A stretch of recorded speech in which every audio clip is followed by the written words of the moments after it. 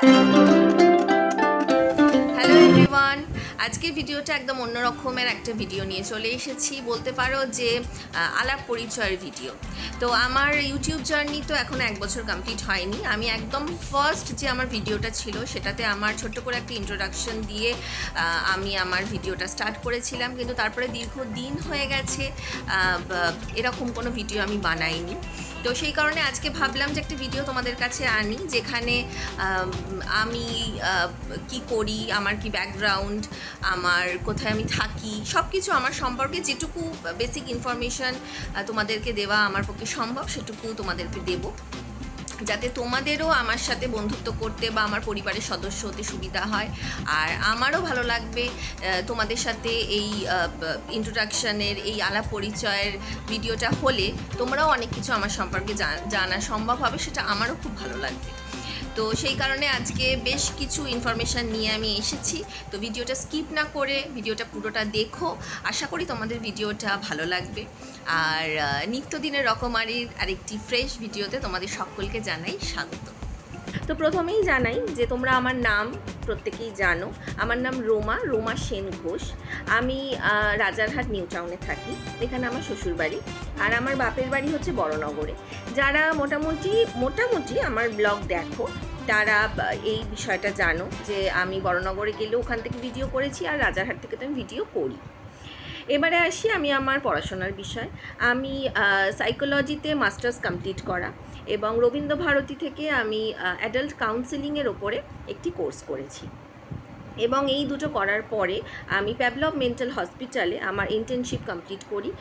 প্রায় 8 থেকে 9 মাস আমি ওখানে কাজটি করি।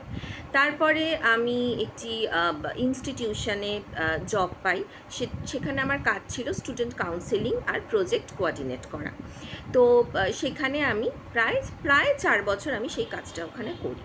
তো মেনলি বলতে পারো, যেহেতু আমি সাইকোলজি নিয়ে পড়াশোনা করেছি, মানে আমার বেসটা সাইকোলজি, তাই জন্য মেন্টাল হেলথ রিলেটেড কাজই আমি করে থাকি। এবং সেটার সাথে সাইকোলজি ফিল্ডটা তো বিশাল বড় একটা ফিল্ড, তো সেখানে অনেক ধরনের সোর্সেস থাকে। তো সেই রিলেটেড স্টুডেন্ট কাউন্সেলিং করা বা এমনি কাউন্সেলিং করা, এগুলোই আমি করতাম। তো 4 বছর জব করার পরে যখন আমার মেয়ে হয়, ওই চাকরি পাওয়ার পরপরই আমার বিয়ে হয়। তারপরে যখন আমার মেয়ে হয় আমি নিজের ডিসিশনেই জব ছাড়ি, কারণ আমার অফিস ছিল শিয়ালদাতে। তো রাজারহাট থেকে শিয়ালদা, বুঝতেই পারছো, অনেকটাই ডিস্টেন্স কভার করতে হতো। তো মেয়ে মানে কনসিভ হওয়া অবস্থাতে বা মেয়ে হওয়ার পরে সেটা আমার পক্ষে পসিবল ছিল না কন্টিনিউ করাটা।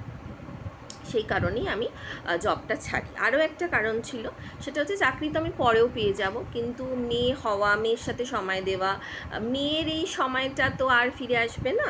তো সেই কারণে একদম কনসাসলি ডিসিশন নিয়ে আমি জবটা ছাড়ি। তারপর থেকে আমি বাড়িতে মেয়ের সাথে সময় কাটাচ্ছি, এবং জাস্ট 1 বছরও হয়নি আমি আমার ইউটিউবের জার্নিটা স্টার্ট করেছি। এবারে আসি আমার ইউটিউবের জার্নিটা নিয়ে, মানে আমি ইউটিউবটা কেন স্টার্ট করলাম। বাড়িতে বসে আছি এমনি সেই কারণে না, সেটা একদমই নয়। আমার ছোটোবেলা থেকেই নাচ, অভিনয়, অ্যাঙ্করিং, মানে এই ধরনের দিকগুলোতে একটা প্যাশন ছিল বলতে পারো। তো সেই কারণে আমি যখন গ্র্যাজুয়েশন করি তখন আমি ইন্দ্রাণী হালদারের ইনস্টিটিউশন থেকে আমি অ্যাঙ্কারিংয়ের কোর্স করি, এবং সেটা কমপ্লিটের পরে আমি বেশ কিছু ছোটো স্টেজ শো বলো, টিভি শো বলো, আমি হোস্টও করেছি। তারপরে আমি ইন্দ্রাণী হালদারের সাথে, ওনার গ্রুপের সাথে আমি ডান্স পারফর্ম করেছি।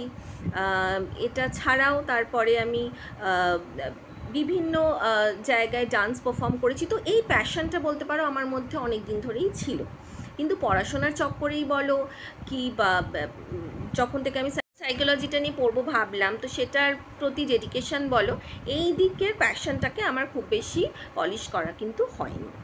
তো যাই হোক, তারপরে আমি বিয়ের পরে একটি বিউটি পেজেন্টেও আমি পার্টিসিপেট করি। সেখানকার জার্নিটাও, সেখানকার এক্সপিরিয়েন্সটাও কিন্তু আমার পার্সোনালিটিকে বলো অনেকটা এনহ্যান্স করে। তো এই ইচ্ছাটা থেকে, এই শখটা থেকে, এই প্যাশনটা থেকেই কিন্তু আমার হাজব্যান্ড আমাকে ইনসিস্ট করে যে তুই ইউটিউবটা স্টার্ট কর। কারণ YouTube it's a social media, তো সেখানে আমি আমার ইচ্ছা মতো ডান্স বলো, অ্যাক্টিং বলো, এই যে তোমাদের সাথে আমি কথা বলছি, এগুলো সব কিছুই কিন্তু আমার পক্ষে করা সম্ভব। তো সেখান থেকেই আমিও এরকম ভাবলাম যে হ্যাঁ, এটা তো করাই যায়, কিন্তু কতটা পসিবল হবে করা, একটা মনের মধ্যে ভয় তো ছিলই। কিন্তু আস্তে আস্তে স্টার্ট করি, এবং তোমাদের সবার ভালোবাসায়, তোমাদের সবার আশীর্বাদে এই 1 বছর যে খুব স্মুথ গেছে সেটা নয়, পারিবারিক দিক থেকেও আমার অনেক আপস অ্যান্ড ডাউনস গেছে। যারা তোমরা দেখো আমার ভিডিও বা ফলো করো আমাকে, তারা তোমরা জানো। কিন্তু তার সত্ত্বেও তোমাদের ভালোবাসার জন্য আমি আজকে এই পজিশানে পৌঁছেছি।